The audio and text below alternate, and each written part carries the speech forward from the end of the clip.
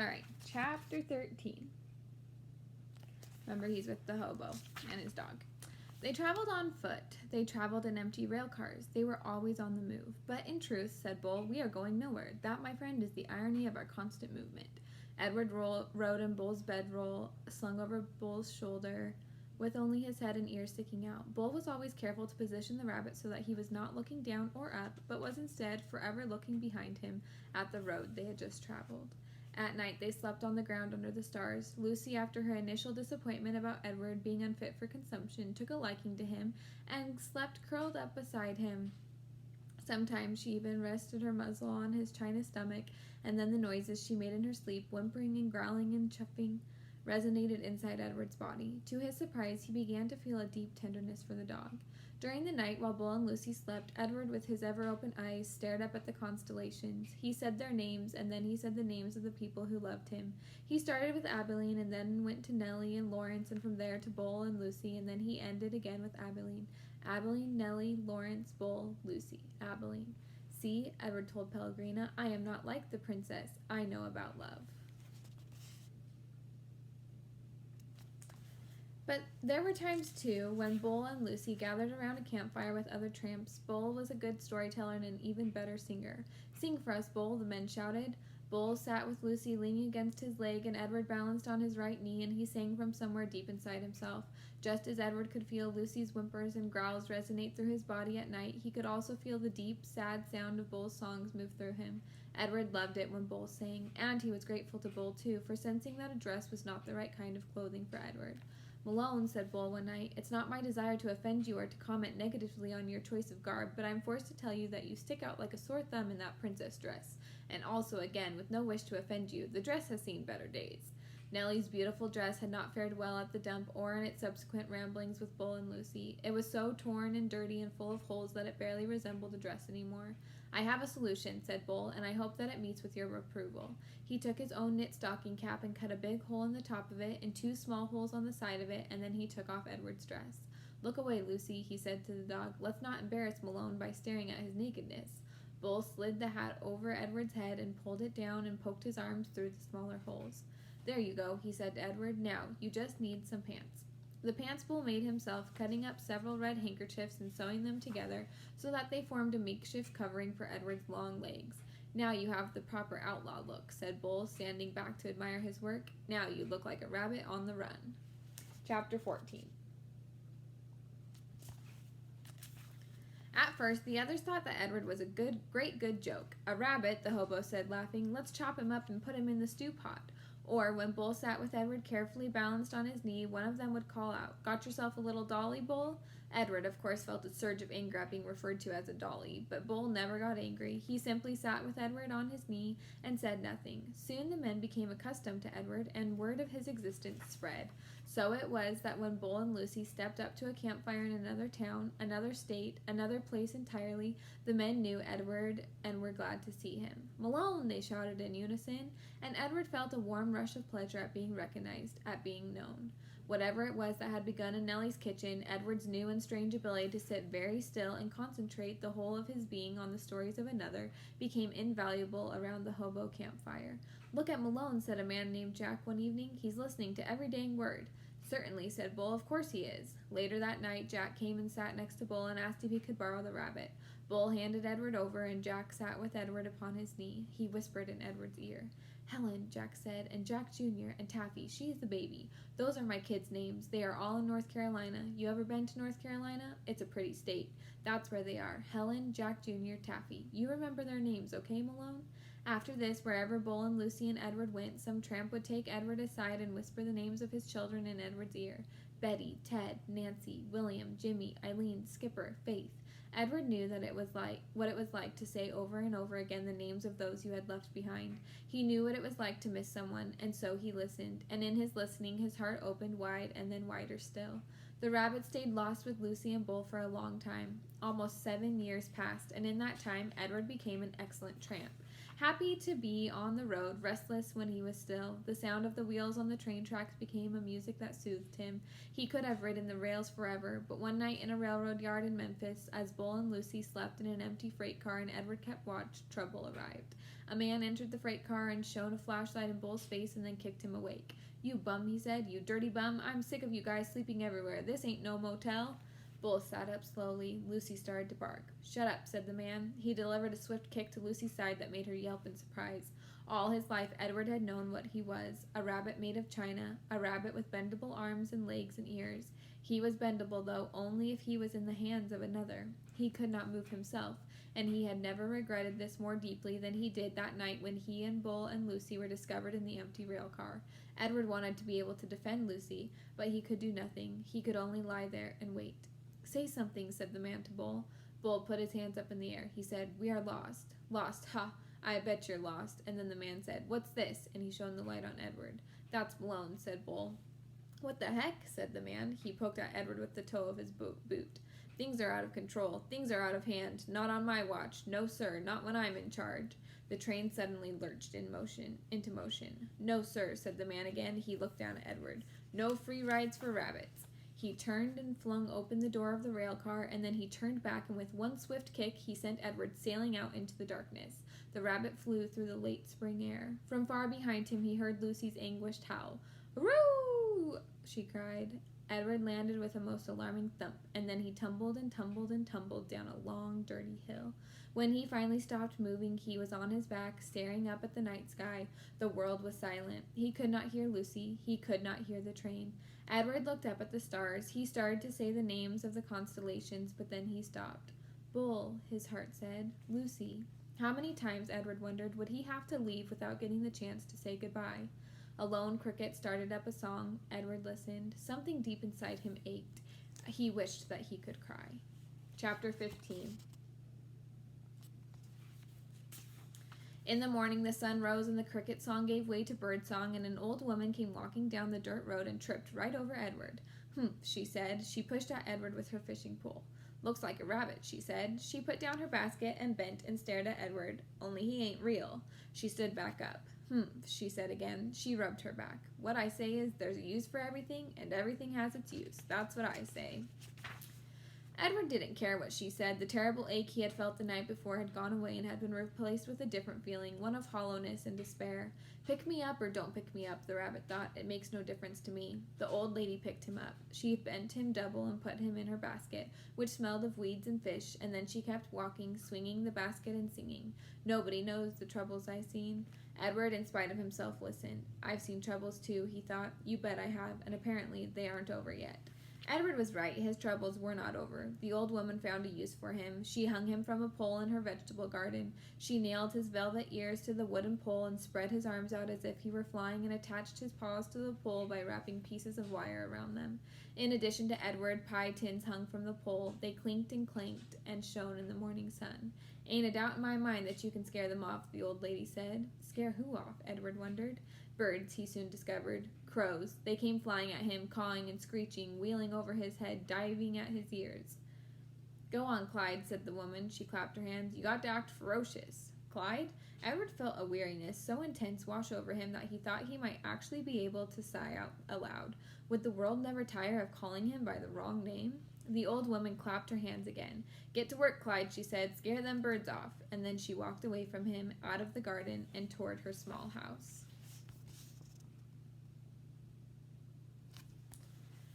The birds were insistent. They flew around his head. They tugged at the loose threads in his sweater. One large crow in particular would not leave the rabbit alone. He perched on the pole and screamed a dark message in Edward's left ear. "Caw, caw, caw," without ceasing. As the sun rose higher and shone meaner and brighter, Edward became somewhat dazed. He mistook the large crow for Pellegrina. "Go ahead," he thought. "Turn me into a warthog if you want. I don't care. I am done with caring." "Caw, caw," said the Pellegrina crow. Finally, the sun set and the birds flew away. Edward hung by his velvet ears and looked up at the night sky. He saw the stars, but for the first time in his life, he looked at them and felt no comfort. Instead, he felt mocked. "You are down there alone," the stars seemed to say to him, "and we are up here in our constellations together." "I have been loved," Edward told the stars. So, said the stars, what difference does that make when you are all alone now? Edward could think of no answer to that question. Eventually the sky lightened and the stars disappeared one by one. The birds returned and the old woman came back to the garden. She brought a boy with her. Chapter 16.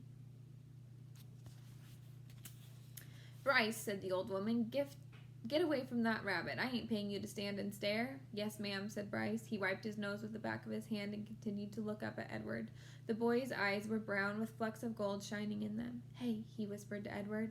A crowd settled on Edward's head, and the boy flapped his arms and shouted, Go on, get! And the bird spread his wings and flew away. Bryce, shouted the old woman. Ma'am, said Bryce. Get away from that rabbit. Do your work. I ain't gonna say it again. Yes'm, said Bryce. He wiped his hand across his nose. I'll be back to get you, he said to Edward. The rabbit spent the day hanging by his ears, baking in the hot sun, watching the old woman and Bryce weed and hoe the garden. Whenever the woman wasn't looking, Bryce raised his hand and waved. The bird circled over Edward's head, laughing at him.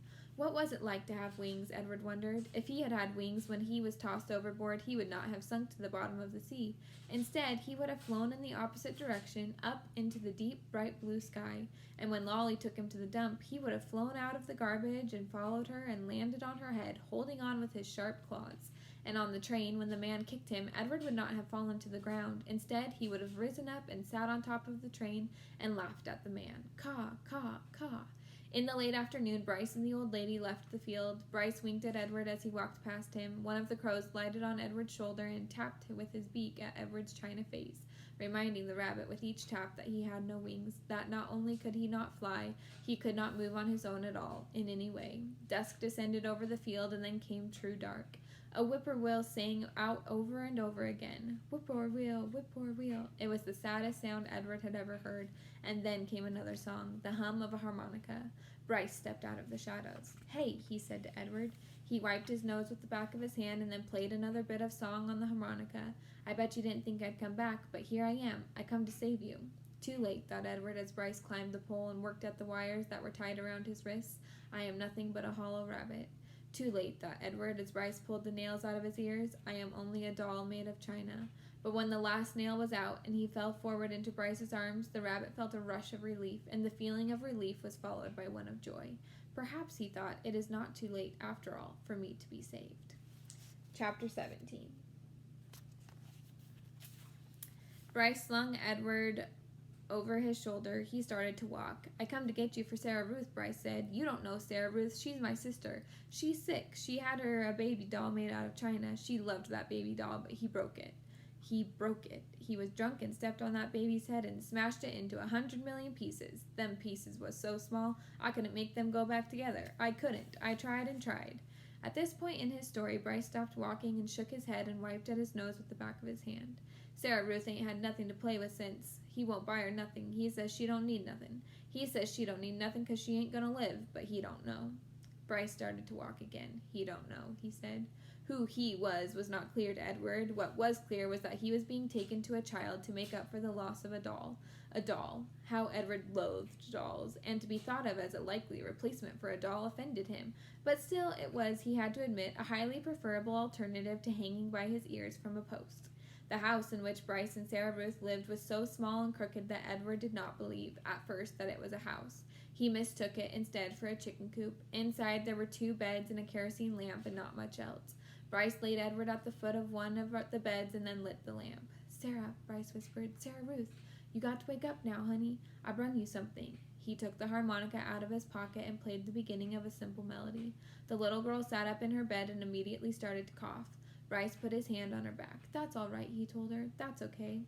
She was young, maybe 4 years old, and she had white blonde hair, and even in the poor light of the lamp, Edward could see that her eyes were the same gold-flecked brown as Bryce's.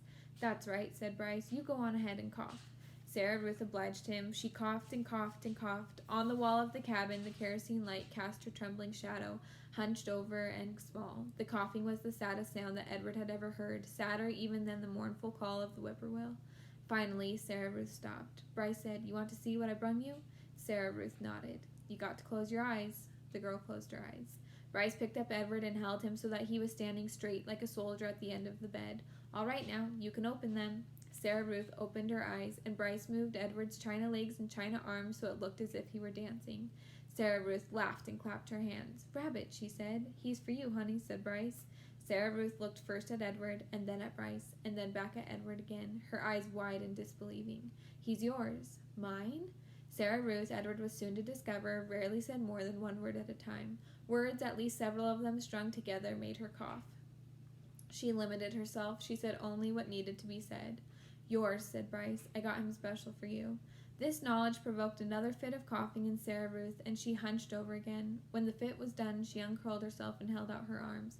"That's right," said Bryce. He handed Edward to her. "Baby," said Sarah Ruth. She rocked Edward back and forth and stared down at him and smiled. Never in his life had Edward been cradled like a baby.